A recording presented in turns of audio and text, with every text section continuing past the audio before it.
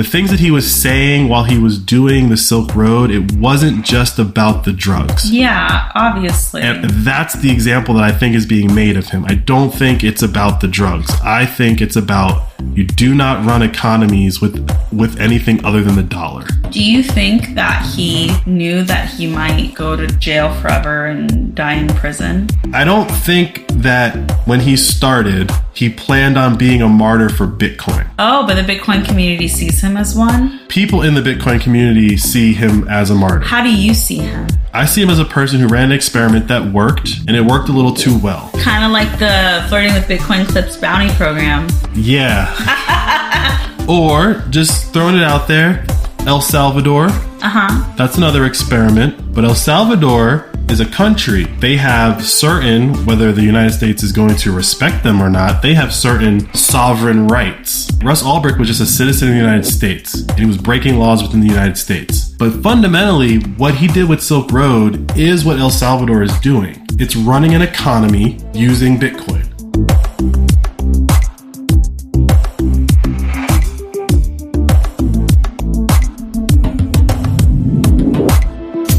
You're listening to the Flirting with Bitcoin podcast. I'm Mandana. And I'm Ian. And we're the Receffies. My husband Ian is a Bitcoin enthusiast, but I am not. Each week, he tries to teach me something about Bitcoin and Bitcoin adoption. We have a lot of fun with it. But I'm not trying to overwhelm you with technical analysis and price targets, babe. You promise? I promise. And I promise we won't overwhelm you with ads. That's because we operate on the value for value business model. What's that? Instead of reading off a bunch of ads, we're going to keep things a little more personal, intimate, if you will. If you enjoy the show, meaning it brings you some value, consider supporting us. That support can be sharing the pod on your socials, recommending us to a friend, and yes, even sending us some money. And since I'm the Bitcoiner, I prefer Bitcoin. And you can send us some on our favorite podcasting app, Fountain. To all our Fountainheads out there, keep making and sharing clips of the show. We may make the content, but without you, all I'm really doing here is flirting with my husband in front of a microphone. Y'all ready? I am. Let's go.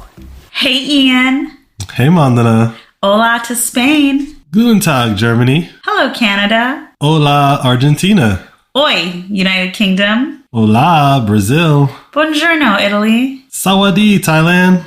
Hola, Portugal. A lot of holas in this one. And howdy to Texas. Ah, yes, Texas. One day they will be their own country and they will get their own stat in web metrics. If that's the reason to do it. We've been saying hello just in the native language. We haven't been calling out the countries, and I thought it'd be very interesting to kind of tell you guys who's listening to us. So those are the top 10 countries that listen to us. It's really cool, and I think, I know I say this all the time, it's just really hard to believe that there's so many people listening to us, let alone so many people internationally listening to us. And I think it's really impressive because it means all of you have a really good understanding of English where I'm not saying it to be like, wow, you speak English or understand English. It's really rare to in America be exploring information in a different language. And so kudos to all of you guys. I'm bilingual, but not really by choice. I'm an immigrant, so I have my mother language and then I have English that I learned when I moved here. But it's really cool that, there's people in all of these different countries, not just these, right? These are our top 10 countries that are out there listening to us in English. So it's really cool. I don't think ever going to get over it. But like Ian likes to say, it's Bitcoin, so it makes sense that it's international, right? Yeah, it's a standard. While we may not like the British Empire, they did a lot of messed up stuff, but they did establish this standard, or the most recent standard, which is most of the knowledge, current knowledge, is in English. And so if you want to have the most current, up-to-date information of what's going on in the world, speaking English is a very important part of that. We've seen this happen throughout history. Germany and the Eastern Europeans, most knowledgeable Eastern Europeans, speak German because that was where all the knowledge was for them. Same thing with Latin, and we see it all throughout the world. So English is just a standard for information dissemination. The English language is where the internet was kind of invented. So the internet is a product of the English language, give or take. And now Bitcoin sits on top of the internet. So internet money is the standard for money now. It is interesting to me, though, because Satoshi Nakamoto is a Japanese name, right? It's a pseudonym, so they could have picked anything. They could have picked anything. But then I see a lot of things that are happening around Bitcoin, and what's recognized as the top Bitcoin acquirers, they're all American, right? Some of the largest holders of Bitcoin Largest are holders, American. yeah. Michael Saylor has a bunch. The United States government has a bunch. And recently Bulgaria announced that they have 200,000 Bitcoin that they like seized in some like crypto crime a while ago, back when they weren't really worth that much. Mm-hmm. So like a lot of countries have Bitcoin, not because they bought it, but because they took it from criminals. And I think that's where we're going to see a lot of countries popping up claiming that they have Bitcoin. Which brings us to what we're going to talk about today. Yeah, so today we're talking about the Silk Road, the actual Silk Road, not the new possible version of the Silk Road. All right, but before we get into that, what time is it, babe? The current time is 787-681, and we're approximately 1,399 blocks since our last episode. Also, to note, we are 52,319 blocks until the halving, which is officially 1 year away. Ooh, really? 1 year away? Now we know the date? We don't know the date, but like we know that it's within 1 year now. Ugh, so the halving's going to happen during allergy season. Probably. All right, so I have a question actually for our international listeners. Do you guys have allergies as bad as we do in America? Like seasonal allergies, like pollen and that type of stuff? Because it's bad here. And I just keep thinking like, this is no way to live. All human beings aren't living like this, are they? Do you want to know why? Because of deforestation and No. other things? Why? So we live in Washington, D.C. Yeah. And in Washington, D.C., there were some people that didn't like the fact that there were trees that dropped like berries and stuff on their cars. Yeah. And so in Washington, D.C., they got rid of all the female trees. Yeah. So the only trees in D.C. are male, which means they all spew pollen. But there are allergies in other parts of the country. But particularly here where you live, It's really bad. that is why you have bad allergies. Okay, but in the United Kingdom, or okay, listeners, Spain, Germany, Canada, Argentina, UK, Brazil. I'm curious, all right? Thailand, do you guys have these problems in the cities where people have done, chopped down your berry trees? I'm curious. I mean, I can't speak to all the countries. Just for cities. humanity, I would hope that everyone doesn't live this way. No, I think allergies are an acutely American I think Western. so, It's too. a Western problem, and it's not specifically because of the vegetation. It's diet and its environment. Mm-hmm. Well, so the halving, I'm going to be suffering next year during the halving. Maybe all the trees burn down, and then you'll have nice clear skies. Okay, that's the only alternative I have. I mean, like, we can look in history books and read stories of kings and queens and people from throughout history that had all types of issues. We never hear allergies. Yeah. We've discerned that some people had cancer. They didn't know it was cancer at the time. Mm-hmm. We've learned that people had like tuberculosis and all of these things. Influenza, like they didn't know what it was, but they write down what they're seeing and we know today what it was. Not a lot of mention of allergies. Yeah. Not a lot of mention of just like, oh man, in spring. That's what I'm saying. Here where we are, it's particularly acute because of the male pollen trees. But overall, chopping down trees because they drop berries on your car is a very Western thing to do. 100%. Right? If I had berry trees over my car, I would just have a lovely net over my car that would catch me berries for breakfast every morning. Well, these weren't berries that you would eat. I'm just saying berries as in like female trees drop things, right? But in the Maryland suburbs where I grew up, we had berry trees and bushes everywhere. And I don't really see them as much anymore, but like our whole backyard had them, my whole neighborhood had them, and there were berries that we could just like pick off and eat. Again, I'm not talking about edible berries. I'm just talking about female trees. So when they build subdivisions and when they do all of this development, they don't plant any. They don't plant female trees because nobody wants. Of it all. You can't see me doing air quotes here, but it's berries, as in it's just the things that female trees put off. Yeah. That's all. Yeah. I'm not saying like if it was edible, I don't think they would have chopped them down. I still want to complain. Sure, go ahead. And I will. All right, so we got 1 year till the halving. I got 1 year to get my allergies together so that we can really party. So if I give you $1 today, how many Satoshis can I get? 3,405. 3,405 acres on sunny Bitcoin Island. I guess a couple episodes ago, I called out that we don't talk about the price of Bitcoin, or we try not to talk about the price of Bitcoin. There are other things on sunny Bitcoin Island to give people an idea of what living on a Bitcoin standard or living in Bitcoin world is like. So for example, since the last time that I said these numbers, they've all gone down. So the price of eggs on Bitcoin Island, 6,800 Satoshis. The price of ground beef on Bitcoin Island, 15,000 Satoshis. And the price of gas on Bitcoin Island, 8,500 Satoshis. And those are all down from the last time I mentioned that. So again, what inflation? I live on a Bitcoin standard.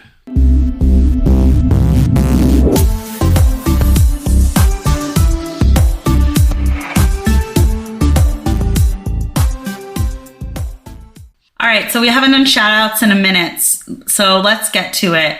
Shout out to all of our listeners on Fountain on episode 55. Shout out to I Love Sushi, DAG, The Journey to Here, Doomed Amazing, and Doug and Roop.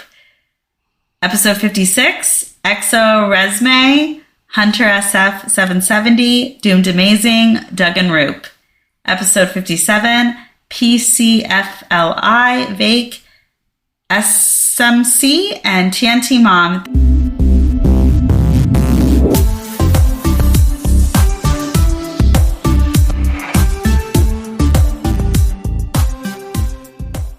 All right, babe, we need to get a little serious. I'm not going to flirt with you right now. Okay. I would like to know what is going on with this bounty program. And I would like to know if you regret how much money you said you would be giving out to people. Because there are a lot of clips floating around of our show now. What were those two questions again? Well, just what's going on? I asked you initially, like, isn't 1,000 sats a lot? Mm-hmm. And you were like, it's what I want to do. And I said, okay, fine. Do you have regrets? No, but I am changing the amount that I give out. No regrets, but I'm not doing it anymore. If it was real regret, I would just say we're not doing the bounty program anymore, right? I don't think that that's the case. For example, this has been our best week ever for an episode. Okay. In less than 7 days, we hit 2,000 downloads. That's crazy, considering like we have episodes that we still haven't crossed over 1,000. So the bounty program... Not early episodes, but this, like, you know, I would argue this is momentum. But yes, I think as a promotion tactic, it's absolutely working. Maybe the number is off and we have to tweak it a little bit, but the purpose of the bounty program was to get our listeners to become a little bit more engaged in the podcast and help distribute the content that we have. It's one thing if we do it because like we're supposed to do it, right? Like we're supposed to promote our show. Right. But I think when someone else does the promotion, it means a little bit more. Yes, we were paying for it, but they still had to do it. Mm-hmm. And maybe 1,000 Satoshis was too high of a number and incentivized too many people. For example, there are two listeners, Mara Sats and Cloud, I forget, 357. They're going through our whole catalog right now. Yeah. Thank you. They're obviously listening to it. They're obviously like making clips from what they've heard because they're also picking very good titles that kind of convey what the clip is about. And so I know that they've listened. I've listened to a few of them, but like I know that like these are really solid clips. Yeah. There's some other people. Thank you very much, right? And I've actually talked to them on Nostra, so I reached out and like messaged both of them on Nostra. Oh, that's so sweet, babe. Well, at first I thought they were bots. Oh. So like. And that's my second point here is that there's those two users or listeners who are making very insightful clips and are obviously listening to the episodes. And then there's some other listeners that are literally just clipping like the first whatever is the default amount of time in Fountain. Like the default clip that is produced for an episode. Yeah. And so like there's those clips as well. And I have to try to discern between the two. Which I think is just a part of like running an experiment like this. Exactly. Let's just see like what comes out of it, how people react to it. If somehow someone can find the bot equivalent of what, you know, we're asking them to do. So, yeah, I mean, I don't think this is bot activity. I just think this is disingenuous activity. I don't want to stop the program, but we have to adjust because for every Mara Sats and Cloud, there's like user 567939299999972, right? Yeah. But that being said, the program is going really well. A bunch of people are listening to our whole catalog. They're going back and they're pulling out some really great clips. Now, another thing that I want to call out is that Fountain has a bug at the moment. Of course it does. We love Fountain. Yep. So, like... Oh, yeah, you declared your love last week. Yeah, so, like, you know, it is what it is. But there's a bug in Fountain that doesn't let me see past a certain point of clips. So if I haven't paid out on Fountain, it's not because we're not paying out. It's because you got pushed off the like list that I can see. Yeah, the app is like It's a year old. It's doing its best, but it's hard for me sometimes to find things in there, find the clips that people are making, access them all. I'll see them for a second, and then it's hard to pull it back up. Yeah, so technically I'll vouch for you, babe. Thanks. There's an activity feed for the show, but it only shows the last, I'm just going to say 30 things that have happened. So if someone leaves 30 comments, or like I did, I went through and responded to a bunch of comments, it actually pushes clips off of that feed. So I can't see them and in turn, listen to them and then pay out. If you haven't seen your money on Fountain, that's why. I apologize. It looks like they have a new version coming out. And allegedly in this new version, that particular issue is fixed. So if it gets fixed, I will go through and backdate all of those clips. The other thing I wanted to call out is sharing the clips. The other half of the bounty is you share it on Nostra, right? We got to standardize this, guys. Some people are tagging me, some people are tagging Mandana, some people are tagging the pod, some people are putting the hashtag, some people are making up their own hashtags. We got to put them all in one spot so I can go through when I have some downtime and just listen and pay out. You could tag whoever you want. That doesn't matter. Tagging me or Mandana or the pod, fine. But you have to put the hashtag flirting with Bitcoin clips. And I think this particular point right here will help us weed out a lot of people that are not actually listening to the show because they're not going to hear this part of the show. Unless someone makes a clip. Unless someone makes a clip. Okay. Don't make a clip of this. You have to put hashtag flirting with Bitcoin clips in the post on Nostra. That's where we're going to pay out from. If it doesn't have the hashtag, I'm not paying out. I'm not digging through all of Nostra trying to find everyone's clips that they've shared. So, you know what these are? These are champagne problems. Would you have thought a year ago we'd be like, guys, you're making too many clips. We're going to have to scale things back. This is just for my sanity. I want to make sure everyone gets paid, but I can't do it by jumping around Nostra trying to find everything. All right, babe. Any more rules you want to lay on this program? One more thing that's not a rule before I get into the change in the payout. So when you share on Nostra, be as descriptive as you want. Obviously, the more descriptive you are, the more likely someone is to listen to your clip and the more likely someone is to possibly pay you extra. I've seen a couple people on Nostra make another 500 sats on a clip. The idea is working. People are making more than we have paid out. Yeah, which I think also incentivizes making a really great clip, right? Because the point of making a clip originally is not what we're doing, which is paying you out, thanking you for promoting our show. It's supposed to say hey, I listened to this podcast. I really like this clip of the podcast. Listen to it. So you making a clip that is informative or educational or just funny that someone enjoys listening to, that you share, other people can just find it and give you boosts for it, or on Nostra you can get zaps for it. Don't just try to get Ian's attention, right? There's more money out there to be made. Exactly. And one of the ways to increase that is a lot of people on Nostra don't know about Fountain. Just keep that in mind. I was at a conference for Bitcoin on Wednesday. Now, this was a Bitcoin conference, mind you, and most of the people I talked to there did not know about Fountain.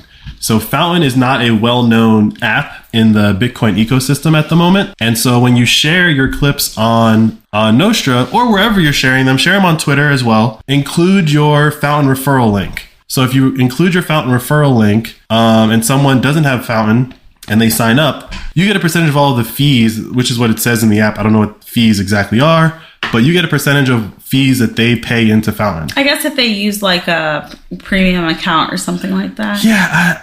Again, I've only made a couple Satoshis from it. So obviously it's something. But the point there being part of the way to get this to actually work is to bring more people onto Fountain and bring more people into the value for value ecosystem.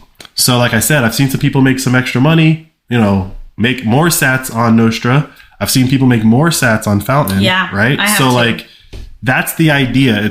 I'm trying to incentivize you to make the clip, but your real incentive should be to make something very marketable because other people will pay you more. Yeah, exactly. So this is only the beginning. You're dipping your toes in what this could be for you. Yes. So that being said, what you're all probably waiting for is what's the change in the payout. Main change is that we're going down to a max of 500 sats. That'll be 250 on Fountain if you make a clip on Fountain, and 250 on Nostra if you post on Nostra. But 250 is only for the current week's episode. So you're hearing this right now. This should be out on Monday. From Monday on, it's 250 for the current episode. So next Monday, there'll be a new episode. That episode gets 250. All previous episodes are 100 and 100. So 100 sats for a clip and 100 sats on Nostra. And the idea there being is that a lot of the information in the older episodes is kind of timely. Some of it's not, like wallets and stuff like that and keys. But a lot of that stuff is like current event and it's timely. And so there's just quote unquote less value in older information. But that's the way we're going to try to incentivize people to really focus on making clips of the current episode of the week. Okay, so too long didn't read. If you're making clips going forward, the max payout for the current week's episode is $250 on Fallon and $250 on Nostra. And for older episodes, it's $100 for each post. Then, if you are going to post on Nostra, use the hashtag Flirting with Bitcoin Clips. That's the only way Ian's going to be able to find them. Be patient with us, and thank you for being flexible as Ian continues to run this experiment. Just remind him what a cool wife I am for letting him do this. I would do it regardless. I would start a sneaky podcast on the side. The Sneaking with Bitcoin podcast. Yeah, Sneaking with Bitcoin.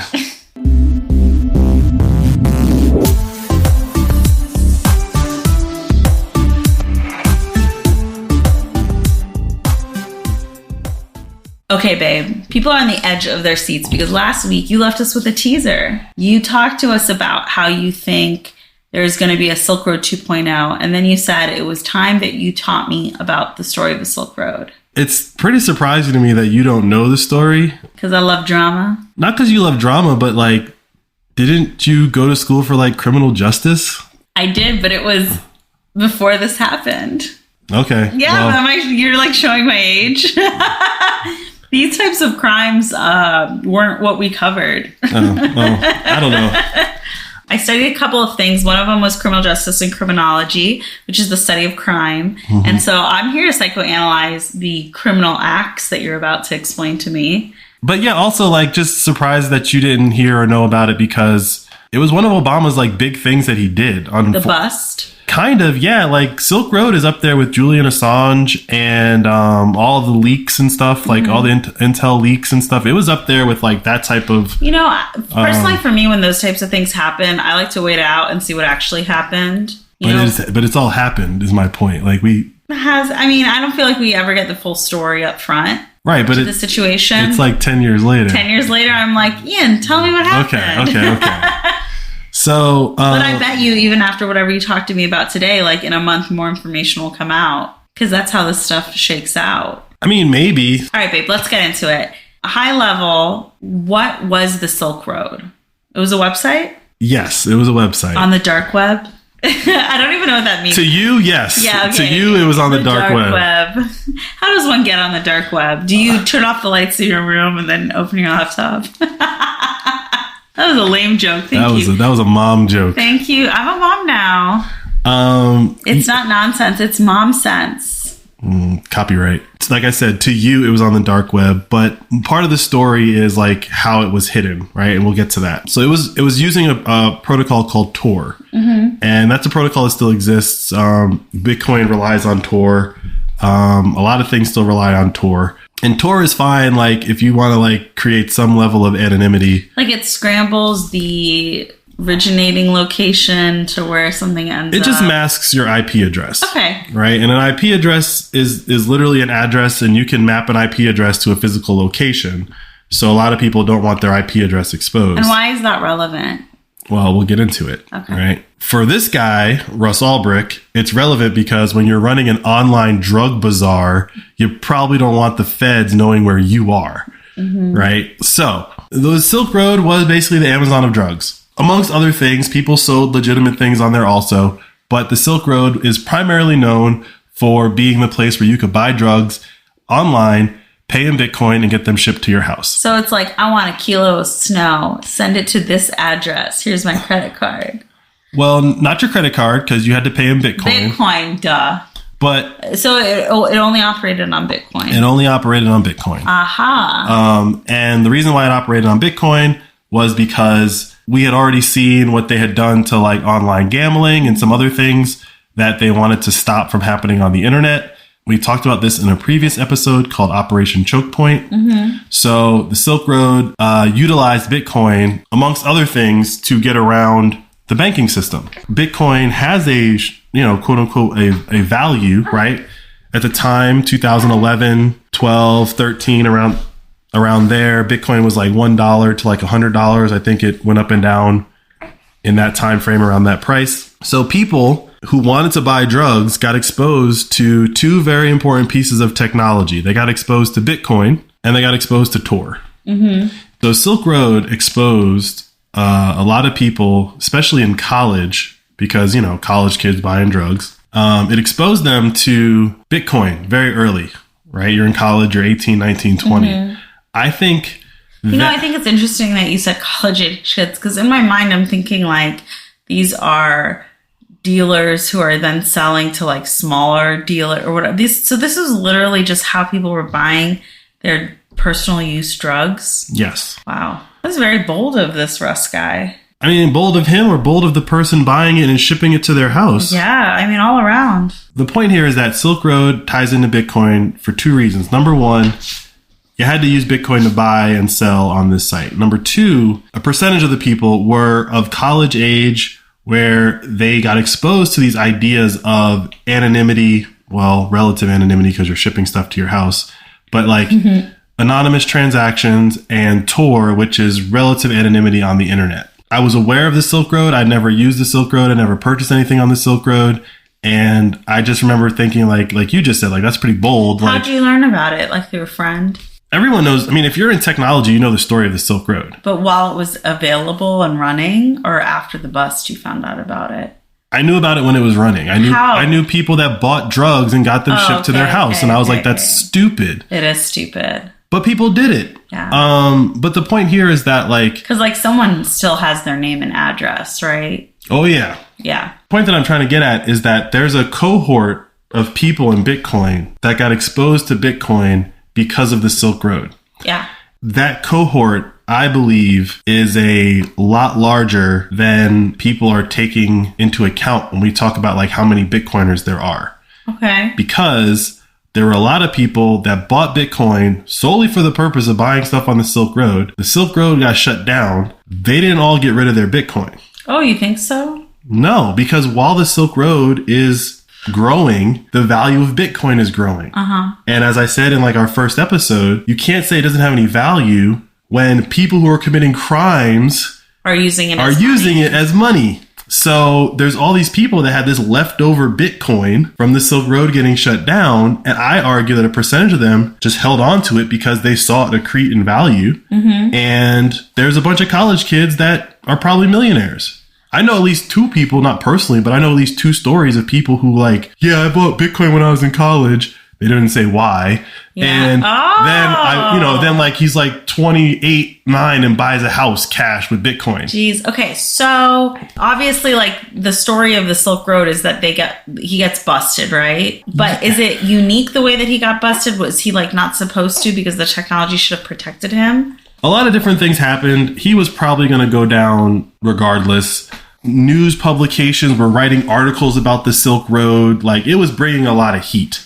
It was in the mainstream? It was in the mainstream, yes. But before it was in the mainstream, the United States Postal Service basically alerted the FBI saying, hey, we're seeing an uptick in the amount of drugs that are being attempted to be moved through the Postal Service. And they all seem to have some association with something called the Silk Road. And that was very early on relative to the life of the Silk Road. And that triggers an investigation. You could argue that a lot of people knew about the Silk Road and they were trying to investigate it and their superiors just didn't care. But for some reason, the Postal Service saying drugs are moving through the Postal Service, that was enough to get the ball rolling on an actual investigation. Because your like mailman was suddenly a drug dealer, unknowingly. Yeah, I mean, and there's tons of comedians that have jokes about that.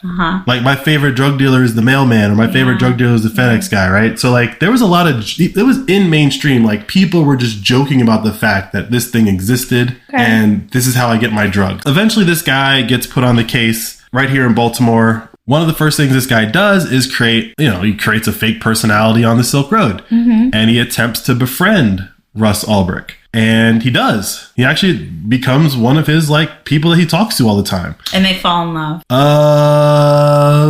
So you've got mail situation. Let's just say Russ trusts him. Okay. I don't know about love, but he trusts him. And one of the first things that the guy does is offer to buy Silk Road from him. So that kind of is what gets Russ's attention, because this guy kind of puts a price tag on what it's worth. Mm-hmm. And I wasn't present in the room when it happened, but like, I think that once someone made an offer to buy this thing, it gave it like a real tangible value, like the Snapchat guys did to Facebook, right? Like Facebook came in and said, Snapchat, we want to buy you. Mm-hmm. And they said, for how much? And Facebook said a number, and they said, great. Now we're going to take that number and go pretend like that's what we're worth. Uh-huh. And so that's kind of what happened here, where this detective pretending to be this cartel guy offered to buy it from him for like $1 million, I think.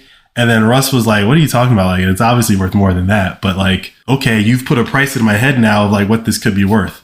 Just fast forward a little bit to the end. When they arrested him, eventually, they calculated that he was doing like 7 to 8 million a year, which is like crazy because it's not above board. Yeah. Right. Yeah. That's a lot of money to be moving around, or Bitcoin. Right. But this detective, as he's befriending him, Silk Road is growing. And so Russ is kind of like, well, who can I talk to about this? And it just so happens that this guy that he started talking to, this FBI agent who he thinks is a cartel guy, he's been in the game technically. He's investigated these guys, so he kind of knows how to talk the talk. So he gives Russ, I don't want to say he gave him advice, because I think that would probably be illegal for an FBI agent to tell you how to run an illegal operation. I don't know. It seems like they're allowed to do whatever they want these days. From very early on, he is basically talking to the feds. He's basically giving up the whole game. Not all of the information, but he's talking to this guy about his problems. And this guy knows all the problems that Russ is having running the Silk Road. So the Silk Road is growing, and they got to hire customer support, because now there's buyers and sellers that people deserve a certain level of customer service, even if it's just buying drugs on the internet.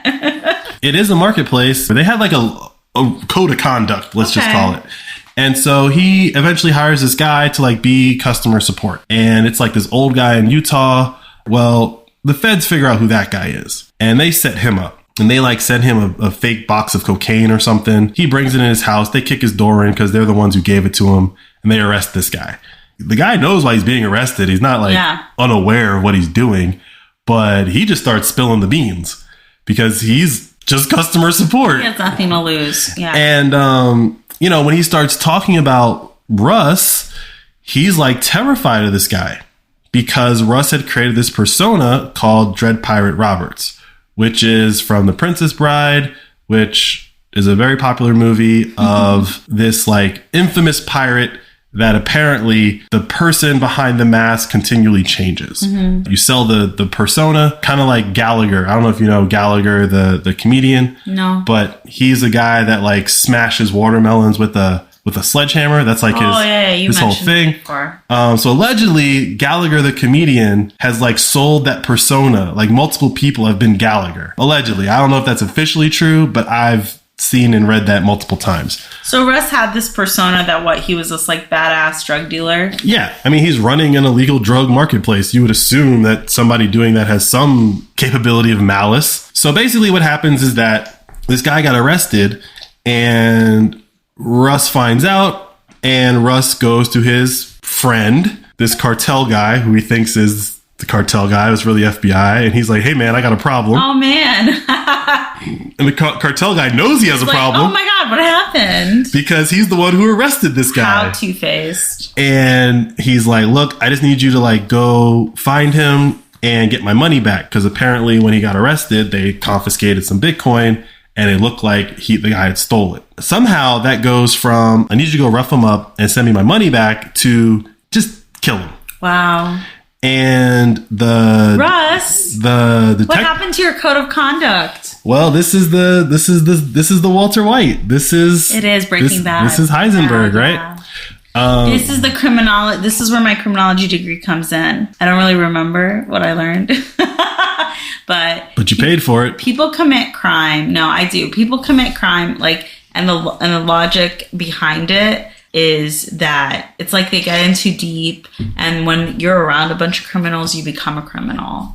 Yeah. Like, that's literally what happened. It's like, if you are caught once doing something that's illegal and you go to jail, you are surrounded by so many criminals that you're going to come out a career criminal, whether or not you had any intention of being a criminal when you went into jail. Like, right? Like, first time offense, whatever. Which is why we should not put a bunch of white collar criminals in a jail together. Yes. All they do is trade secrets. That's exactly what it is. So I would assume he's like in this world. And sure, he's talking to his FBI agent. He must have been talking to some other people too, right? Yeah, we'll get into all of that later. So I'm sure someone else was like, no, you just need to kill him. There's no roughing up. Like, you need to like nip this in the bud or what, you know, like that's what happens in that world. And you get, and all of a sudden, like, that violence becomes normalized to you. And yeah, that's how you can break bad. Luckily for him, he didn't actually kill the guy. The FBI didn't kill him. I'm not surprised. But they did fake his death. Yeah. So Russ asked for like pictures. So they basically like get this guy to sign a waiver, and they like pretend kill him and send Russ pictures as like proof that this guy's dead. And Russ was happy? Well, I'm acting like I know him. I don't know if he's happy or not, but he thinks that he killed somebody. Yeah. Or that he had someone killed. So while all that's going on, as I said earlier, Tor is how they're hiding this whole network. Obviously, the FBI is getting involved in cybercrime and stuff like that. And the FBI actually had busted a member of Anonymous, the like hacker group. And so they kind of recruited that guy to try to break Tor and expose this IP address. And I guess the guy wrote some software program for them or whatever, yada, yada, yada. They eventually find the IP address, which is not supposed to happen. But as Russ is growing Silk Road... Like, he just got sloppy? Yeah, like, you have to configure stuff. Mm-hmm. And so someone had warned Russ, like, hey, man, the IP address is leaking. But he just kind of brushed it off and was like, it's fine. Well, it wasn't fine. And the IP address eventually leaked to the FBI. It links to a server in Iceland. Mm-hmm. So they go to Iceland, and it's a data center. And they basically are like, yeah, with FBI, give us everything you got. It's Iceland. They don't want no problems. Yeah. And they basically hand over the hard drive of the Silk Road. So if you have bought drugs on the Silk Road, they have it. They got it. Jeez. They got every single transaction that ever happened on the Silk Road. They have all kinds of encrypted messages, quote unquote encrypted messages. They eventually come up with some like program to like mask and like basically be able to pretend to be Russ. And so they could see everything. Wow. They saw everything. Okay, so I get it. Like, there was a way that they got around the technology and they caught him, right? So what? What do you mean, so what? Like, why is this a big deal? Is it just because they use Bitcoin? Like, very interesting story, like, absolutely. But doesn't this happen all the time with drug busts? Doesn't someone run a Amazon of drugs for multiple years, like with impunity? No, that doesn't happen all the time. But it wasn't impunity. He got caught, right? Impunity meaning he was doing this off a laptop, like in downtown San Francisco. Oh. He wasn't San Francisco. He wasn't like in a cave or a bunker hiding out in Nicaragua. Like, he was a dude with a laptop. Wow. And he was traveling the world. I think he went to Australia. He was in Texas. He was in San Francisco. Like, the idea behind Tor is that they don't know where you are. Uh-huh. So he was just like walking around. And the FBI kind of knew that he was just walking around, and they kind of knew that it was just one guy. And so, no, that doesn't happen all the time. Okay. I bring up the Julian Assange thing. It's like, doesn't Julian Assange happen all the time? No. Like, people do not leak like the entire deep state, quote unquote, apparatus and then hide in Colombia for a decade. Like, live to survive. Yeah. Like, it just do people expose secrets? Sure. But does it go down in this particular fashion? No. The Silk Road was a unique case. And the reason why we got to talk about it on a podcast about Bitcoin, not just because they were using Bitcoin as the currency. Silk Road was one of the big takedowns that the Obama administration did. To show like, oh, you think you can run something like this? You can't? I think yes, regardless of what you want to say about Russ Ulbricht ordering an execution, whether or not it happened or not. Then apparently he like if he was a bad or good person. Yeah, bad or good is irrelevant from why I think he is being punished the way that he is. He's gotten 2 life sentences, no opportunity for parole. he's going to be in there forever. He's going to die in jail. Very similar to what's going to happen to Julian Assange if he ever gets brought to the States. He showed the world there is a thing that you can run a successful economy on that is not controlled by a government. Do you think he knew that was the risk he was taking? I think he knew that's what he was doing. And obviously using drugs as your main product brings a lot of heat. He had it's funny. For this episode, I was like reading the like Wired article that I read a couple years ago that kind of like gave me all the details. But he watched a lot of stuff on YouTube and was quoting a lot of stuff that a lot of Bitcoiners are into. Well, obviously he was a Bitcoiner. I mean, he was a Bitcoiner, but like Ayn Rand and Atlas Shrugged and the Mises Institute and Austrian economics and Rothbard, like the things that he was saying while he was doing the Silk Road, it wasn't just about the drugs. Yeah, obviously. And that's the example that I think is being made of him. I don't think it's about the drugs. I think it's about you do not run economies with anything other than the dollar. Do you think that he knew that he might go to jail forever and die in prison? Because if he was, that casual about the security of his system. Again, casual is a relative term. He was doing it on his laptop, like you said. Again, this is 2011, 12, 13. People ran LinkedIn off their laptops. Okay. Right? So like running stuff off your laptop wasn't abnormal. I don't think that when he started, he planned on being a martyr for Bitcoin. Oh, but the Bitcoin community sees him as one?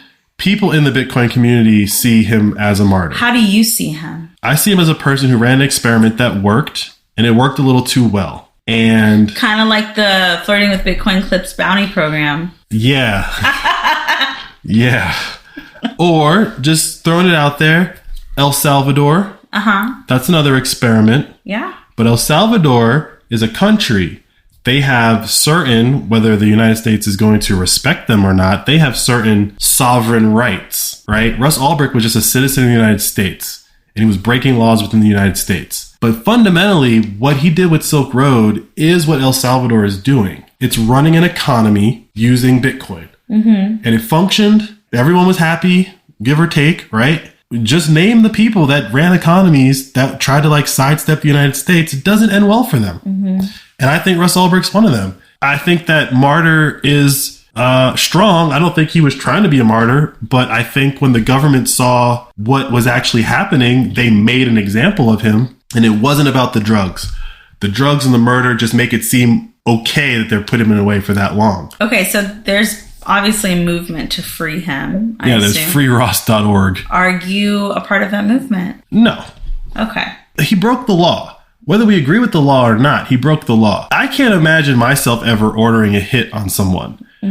Maybe under certain circumstances, but like because I was running an illegal drug website, like I've made a bunch of bad decisions before that, right? Like, so no, like I think he is in jail for committing crimes.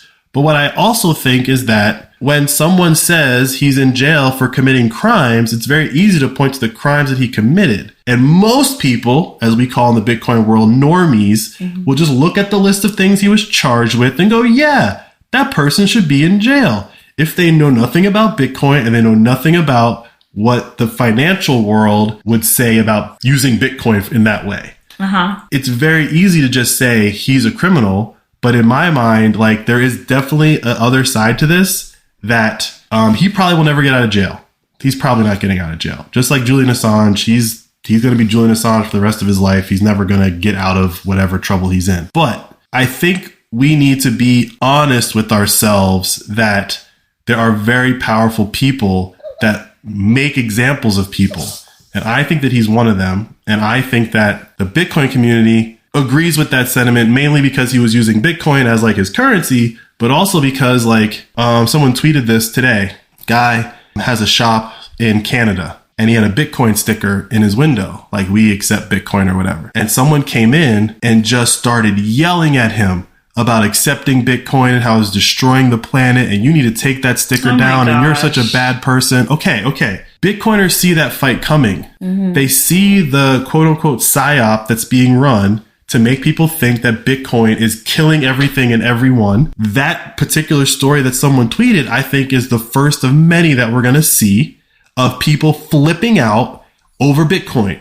Just like we see people flipping out over everything else. Karens going into stores and just yelling in people's faces, thinking that they're just right because they read an article in the Washington Post or whatever. Like, people are targeting Bitcoiners, and I think Russ and Silk Road is the initial, like, what do you want to call it? The initial salvo in that fight is that they put this guy in jail for using Bitcoin. Like I said in our first episode, the first thing you heard about Bitcoin was that it's used by criminals and it's bad, and they point directly at the Silk Road. That's when they started talking about Bitcoin, when they had a bad example to talk about. They didn't talk about all the good it can do. They didn't talk about, like, oh, hey, maybe we don't need this crazy apparatus to run the world economy. We can just run it with like 2 computers.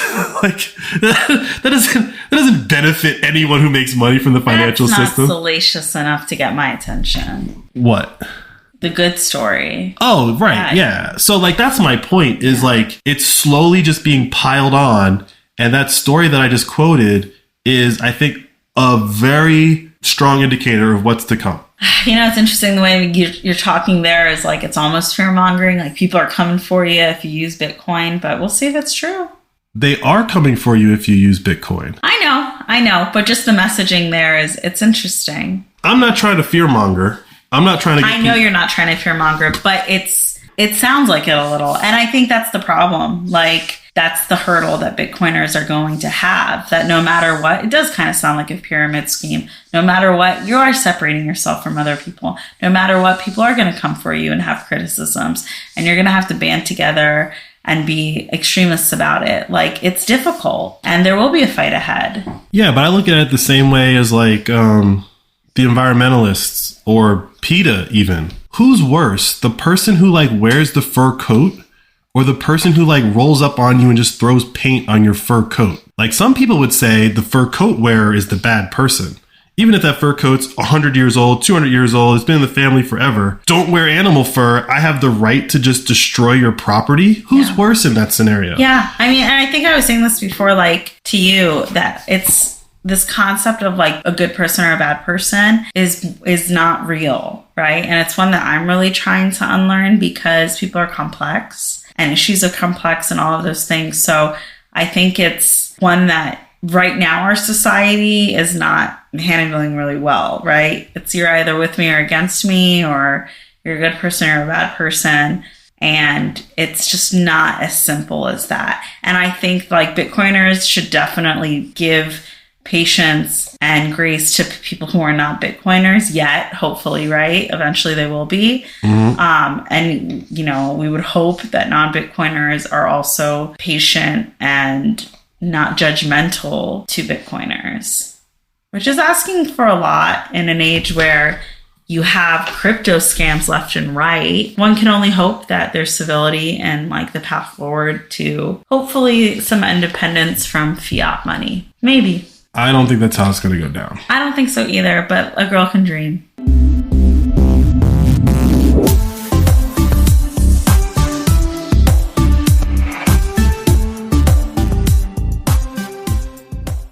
You went to a Bitcoin policy summit last week. I did. This had, you know, think tanks and senators and DC people. What did you think, babe? The event was good. They held it at the press club. It had a very strong air of respectability. You know, it wasn't like in some startup lounge that had, like, you know, pink walls, right?